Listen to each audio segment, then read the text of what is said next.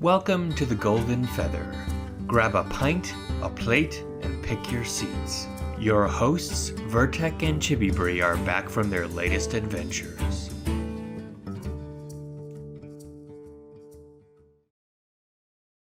Hello everyone, and welcome back to another episode from the Golden Feather, an Ashes of Creation podcast.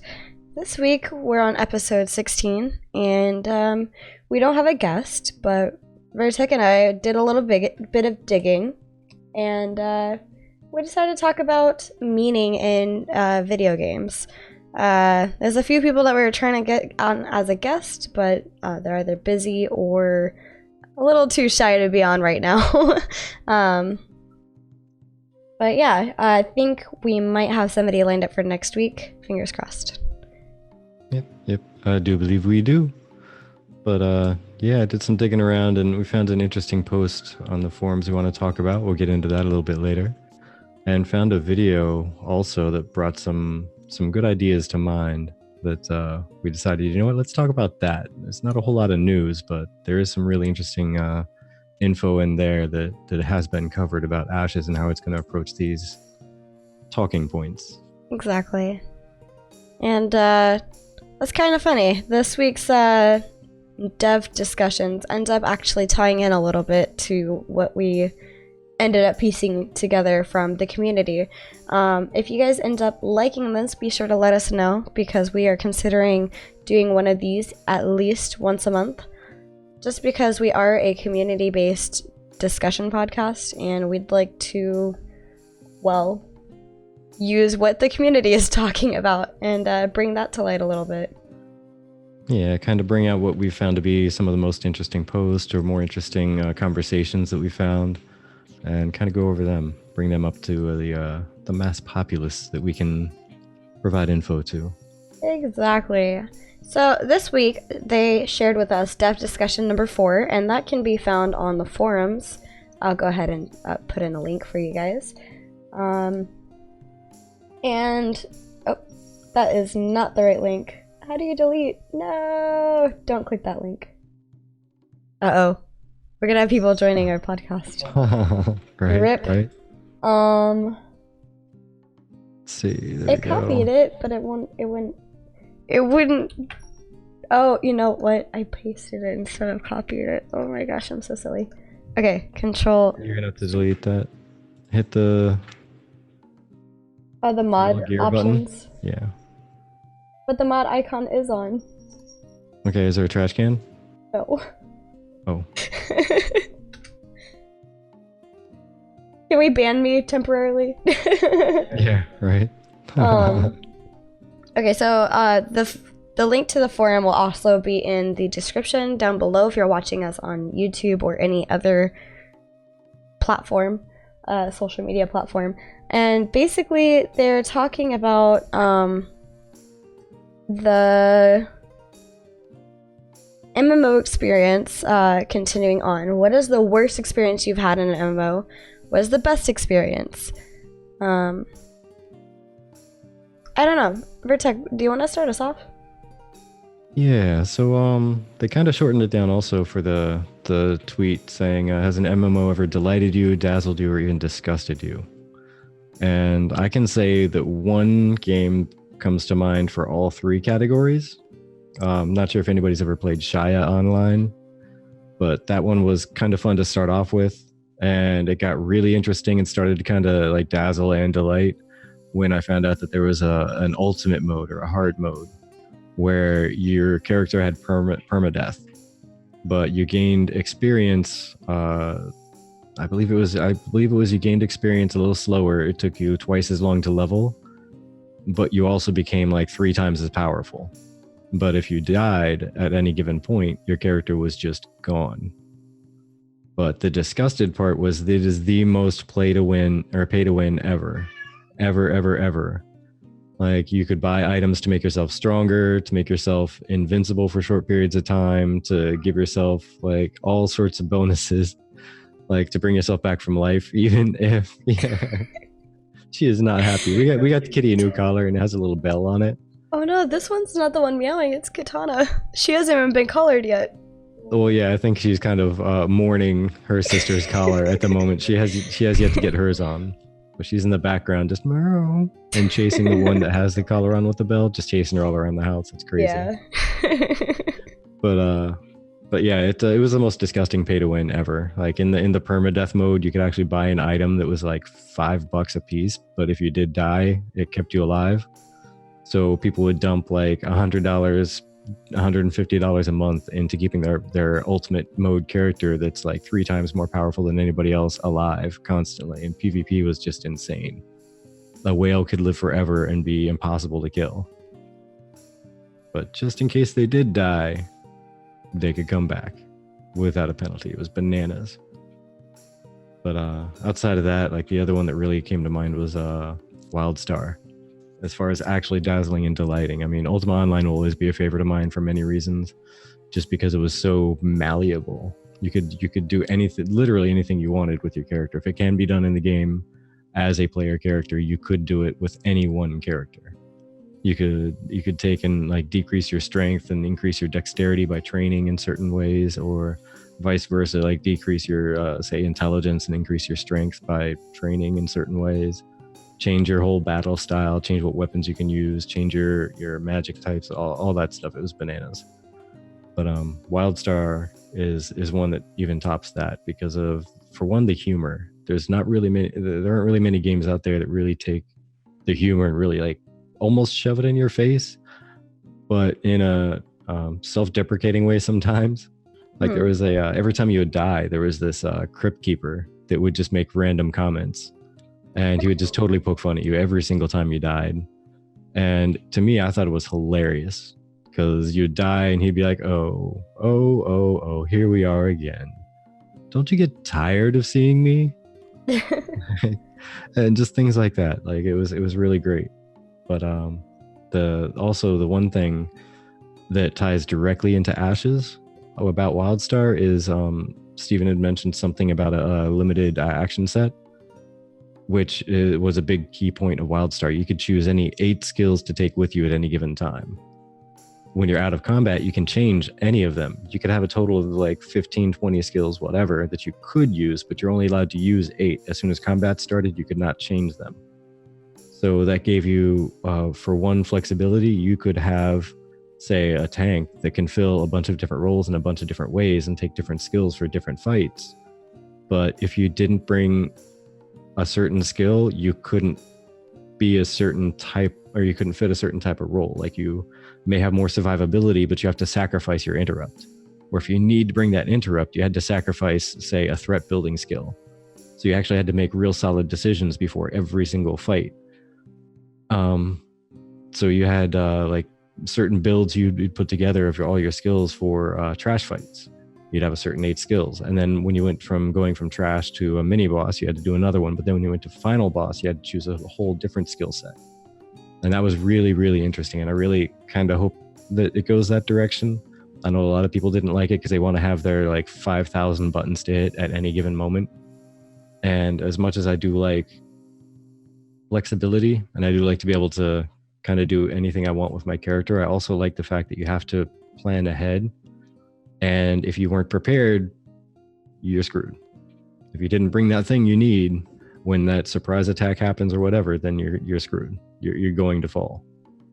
Right. For me, I have my 2 as well, World of Warcraft and Final Fantasy XIV. World of Warcraft and Final Fantasy both delighted me. I had fun playing both of them. At least I really, really had fun playing World of Warcraft back when it was Burning Crusade, and around the time it became Cataclysm. Mainly because there was a lot of interesting things that were happening then. I was very, very into the story at that time. I remember being excited for patch day because I want to know what the new quests are. And I want to be a part of the story. And I really felt like I was a part of the story. There was this one key moment when I was playing World of Warcraft with my dad, and I was like 15, 16. And there was like the whole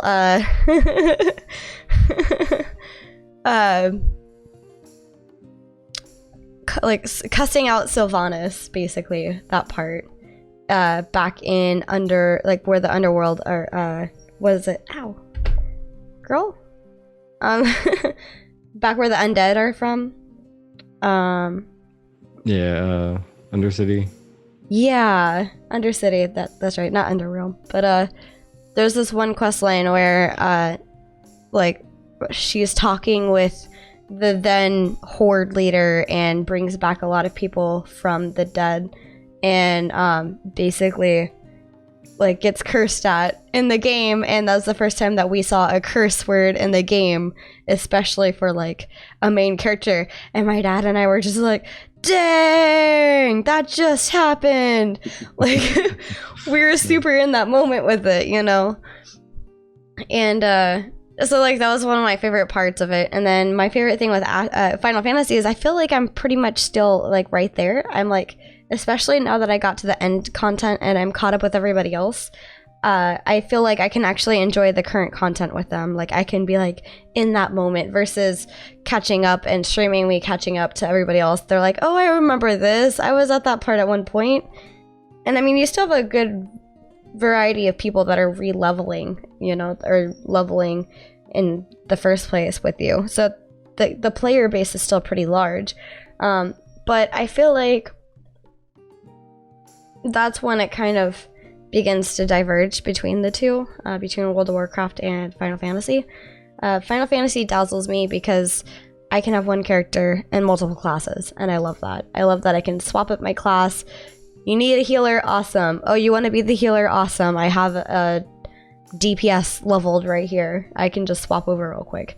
I'm bored. I'll fast level a DPS.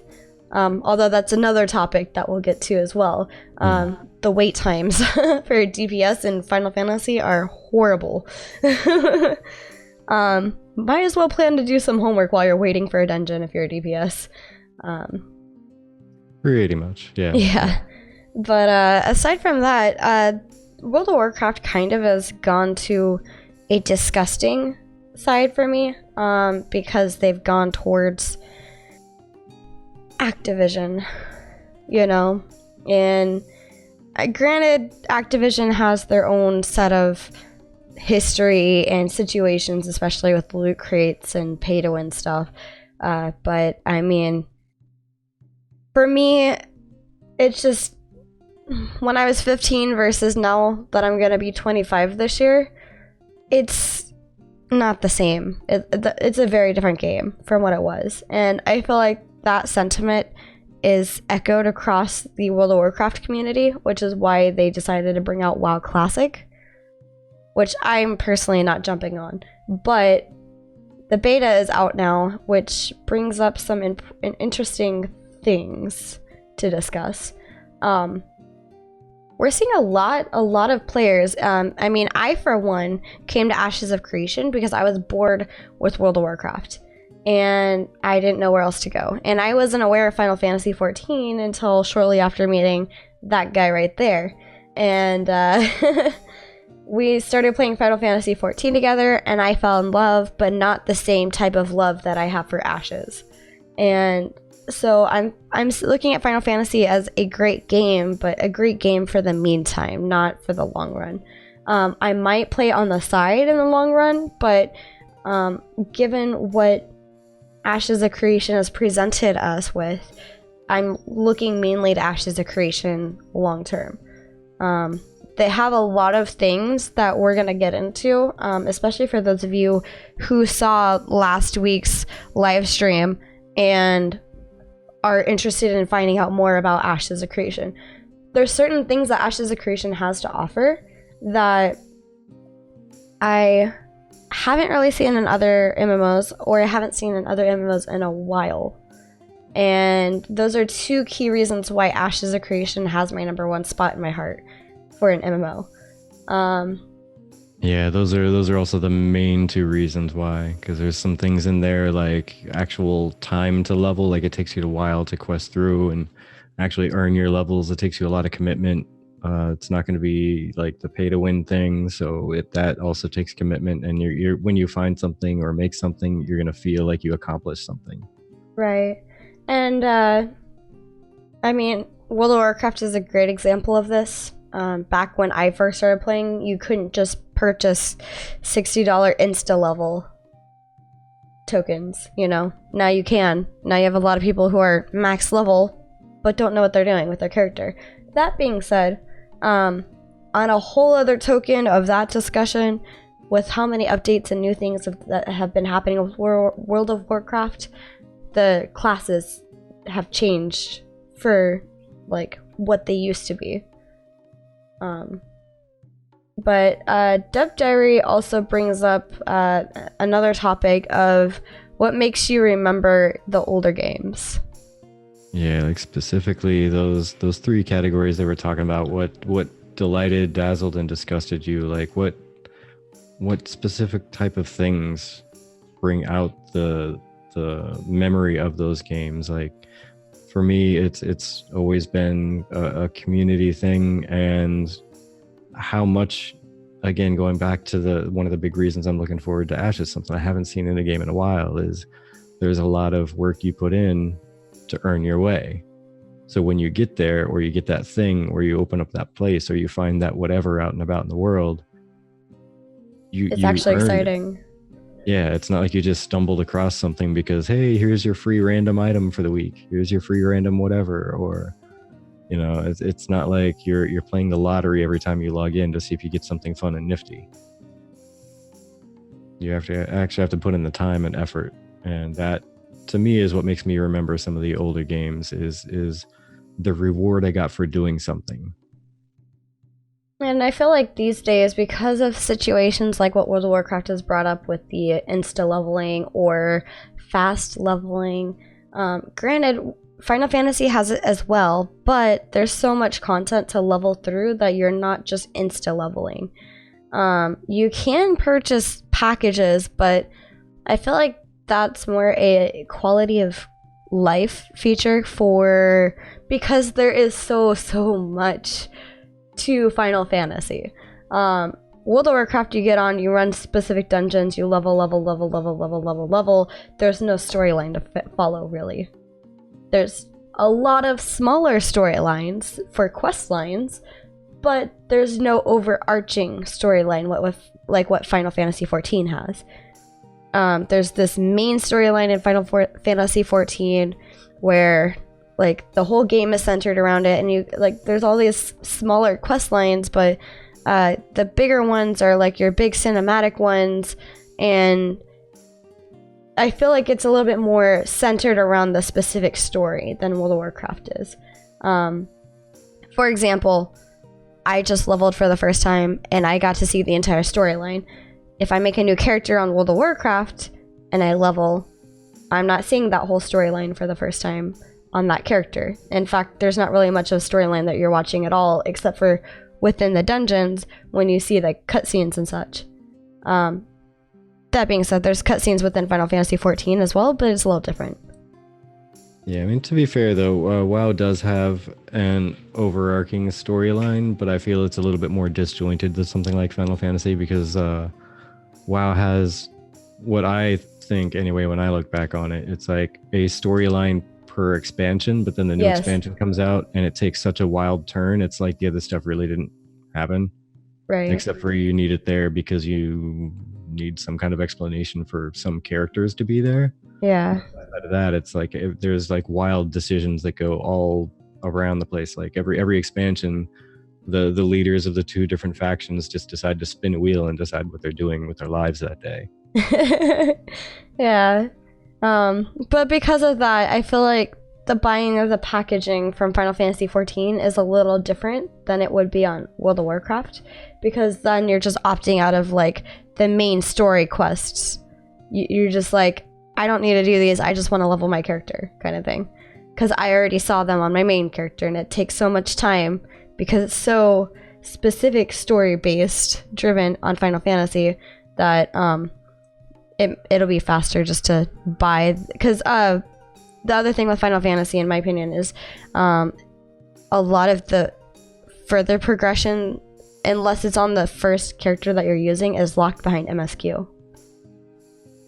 Yeah, I mean, the other thing is with Final Fantasy, is there how many main classes? Aren't there like 15 main classes or something? So Yeah.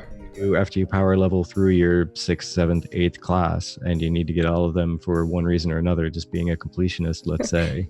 Our friend.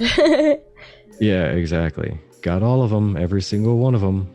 I don't know how, and the dude's perseverant.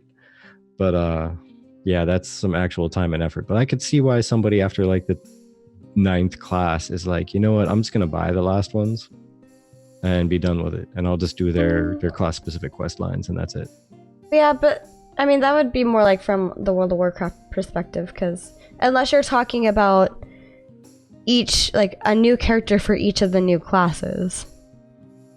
Well, no, you can level up the individual jobs separately. Like you can buy a leveling package for the job. Oh, okay. Still the Interesting. same.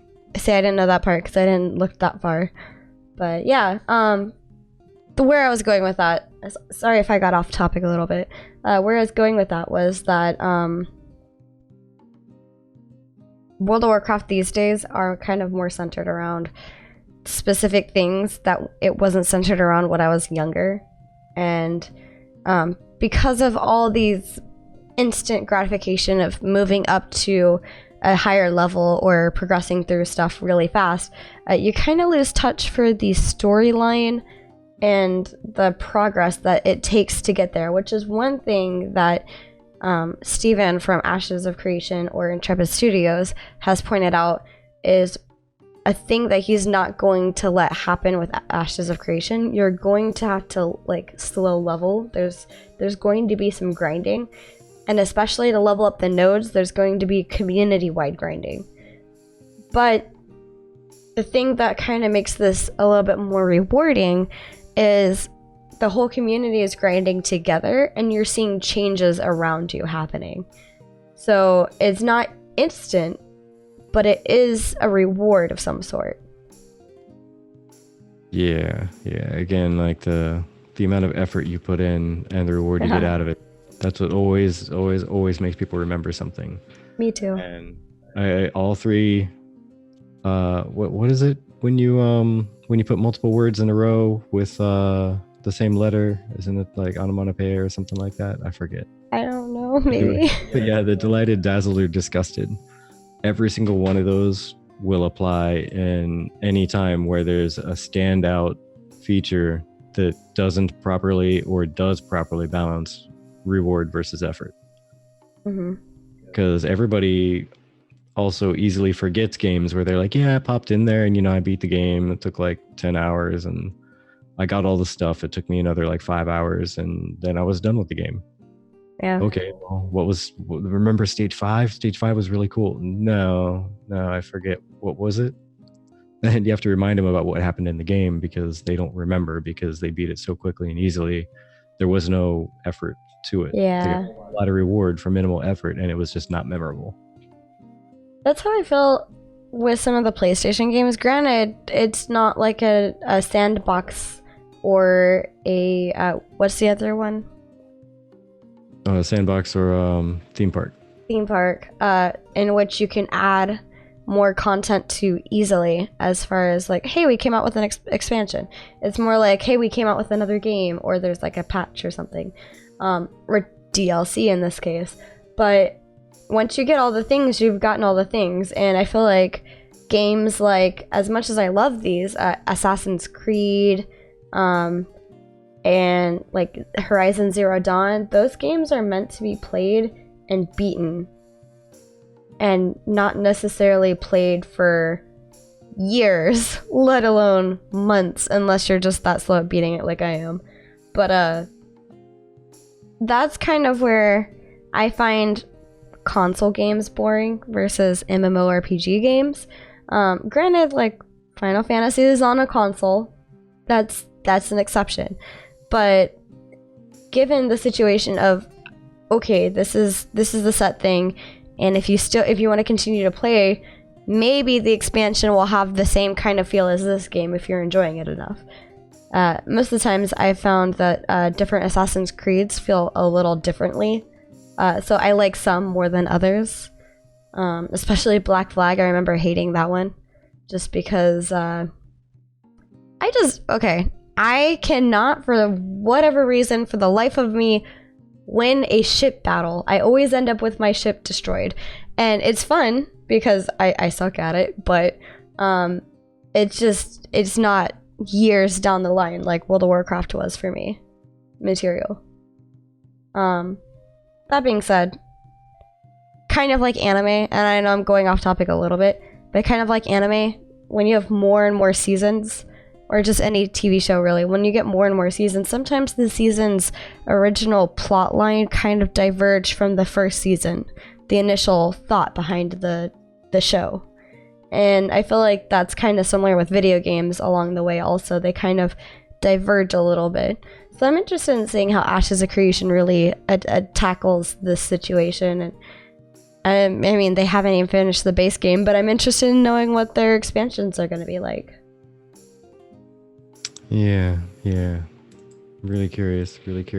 But yeah, kind of on that topic, like where we got the idea, or part of the idea of today's was, do you have the link for that Beliodar? Belior? Yeah. I don't have the link to that specifically, but I do have the link to the forum post in which I grabbed the video from. So this originally came to my attention from this forum post talking about the importance of work in an MMORPG. And the OP was just kind of wanting to know our personal thoughts in terms of perhaps the video in its entirety and or its respective attachments with Ashes of Creation and the way that Intrepid Studios is planning to completely encompass that whole work versus reward and in-game relationship. But yeah, thank you. Basically, in this video, they kind of, I'm just going to summarize it for those of you like TLDR or TLDW. Basically, the reason why things like World of Warcraft Classic and RuneScape Classic RuneScape Old School are becoming popular, and his theories about it are that it's bringing back that work and relationship importance that an MMO or a video game in general needs in order for it to survive long term, let alone be an enjoyable game. We work all day, we want to come home, we want to enjoy ourselves, but too much work without the right amount of reward will result in quote-unquote grinding. Too little work with too much rewards will result in instant gratification, things like the BR. Yeah, grinding can be nice. I enjoy both. It really depends. I liked World of Warcraft's version of dailies, in which you gain reputation with a specific faction in the world.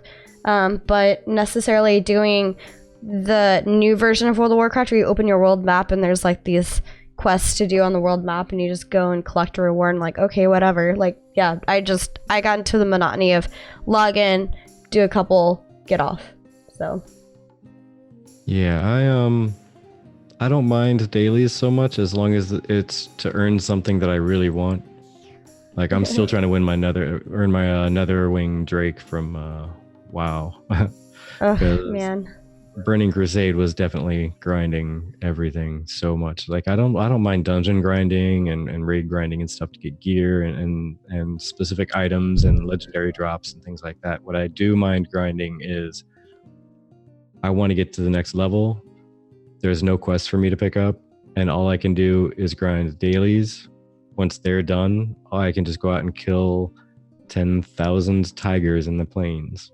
And that's all I can do to level. That crap, I hate grinding. Yeah. I feel like also putting work in the right area and the right focus is an important situation as well, given the point that you just made about going out and just killing the same thing. I'm okay with that in terms of gathering materials. I'm not so okay with that in terms of being able to level. the only thing that kind of really interested me from Legion was for their 4 main areas in the beginning of Legion, it didn't matter where you started and where you finished, because the world reacted to your eye level, to your level in general. And the stronger gear you had, the harder the enemies were. I kind of enjoyed that. That was actually a really good theory, or not theory because it actually happened, but a really good system to have. And in theory, I think it might be a better system to have, where enemies can look at your personal level and react to you personally. It really intrigued me that I could be level 104 and Damien could be level 110 and fighting in the same area and looking at the same things as very different things for us, as far as how hard they are hitting us and whatever, because it's based on our personal stuff. I thought that was really cool, and I believe you told me that's something that happened in WildStar?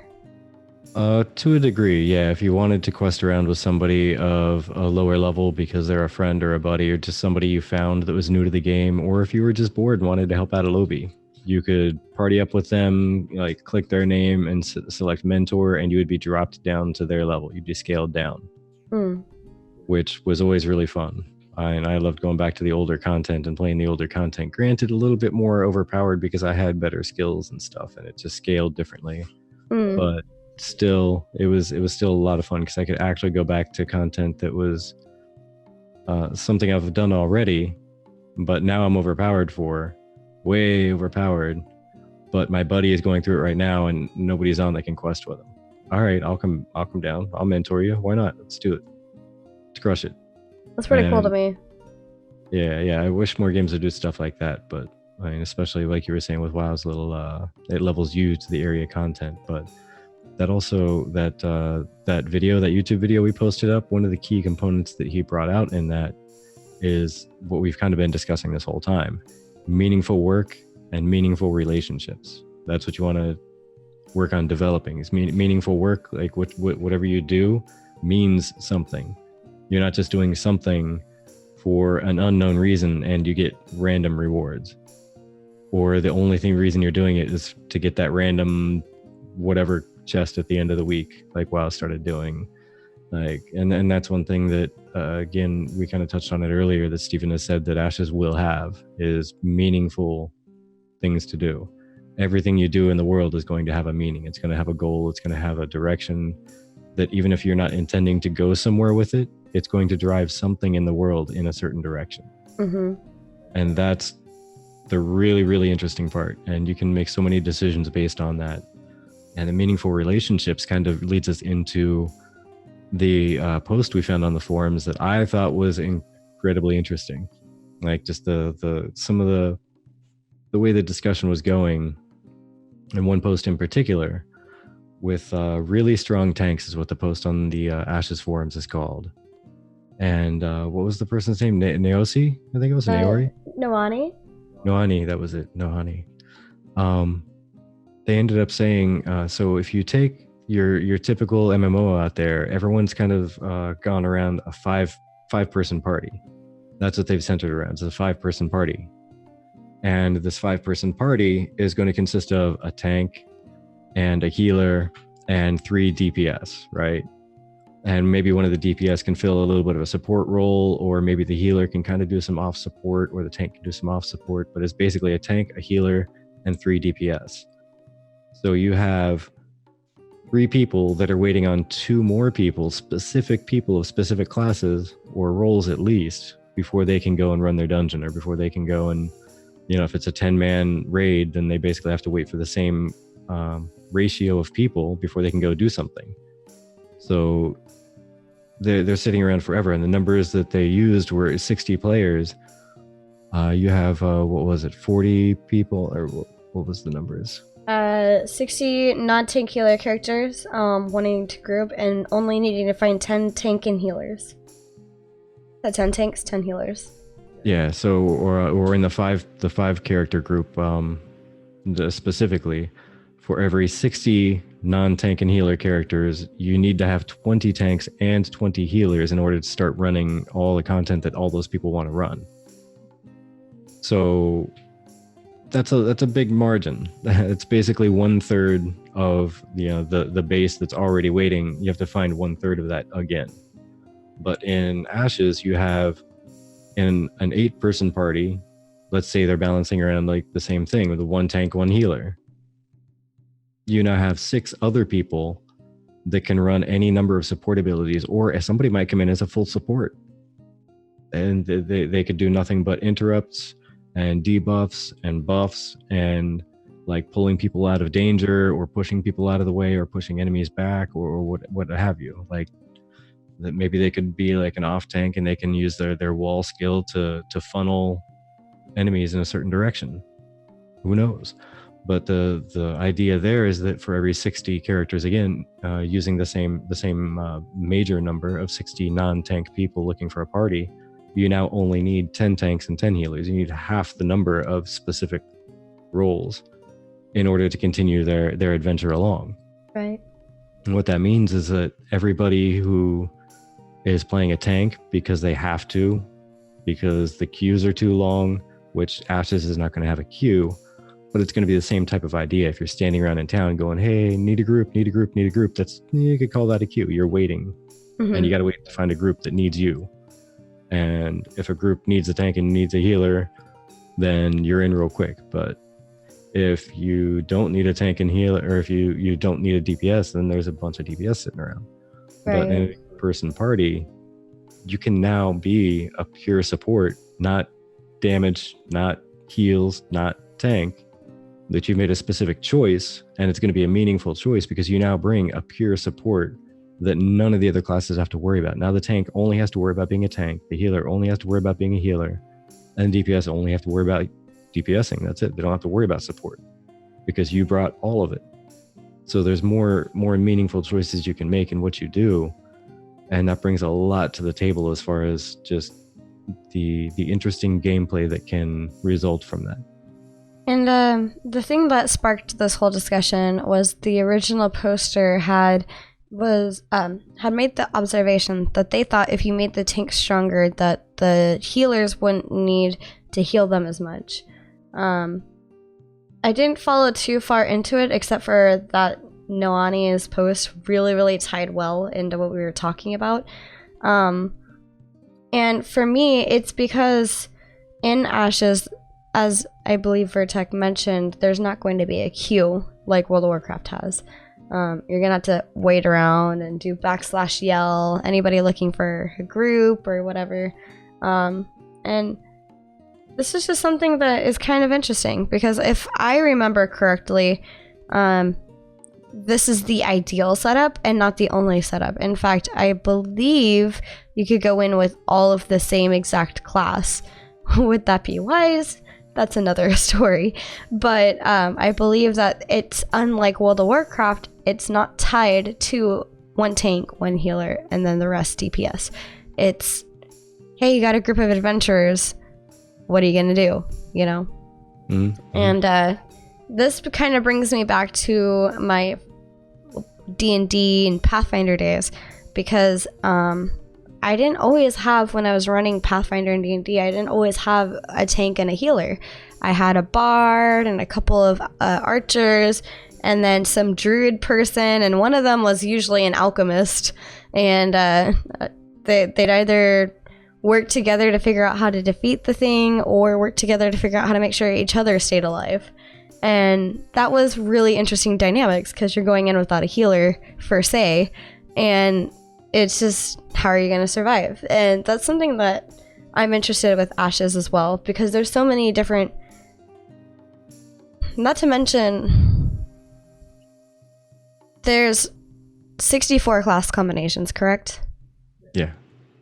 And World of Warcraft has not even that many. I think, 16? Maybe? Yeah, I think they only have, it's only something like maybe 10 different classes or something, I forget. And only a few of those classes can do multi-role. For example, Druid, I think Monk, and Priest. Those are or paladin too. But those are the few that have multi-role to them, where others are like strictly DPS, strictly this, strictly that. Another 12. game, 12? 12 classes, yeah. Okay. Another example that I'm going to also bring up before I continue with my point is Final Fantasy XIV. You've got, 3 healers, and I think now 4 tanks? With this new expansion? Yeah, 4. 4. So you're very limited on tank and heals in both cases. More specifically so between those two, because of the 1 tank, 1 healer, and the rest are DPS. But with Ashes of Creation, you have, 2 classes that are main tank and main heal, but so many options for off tank and off heal.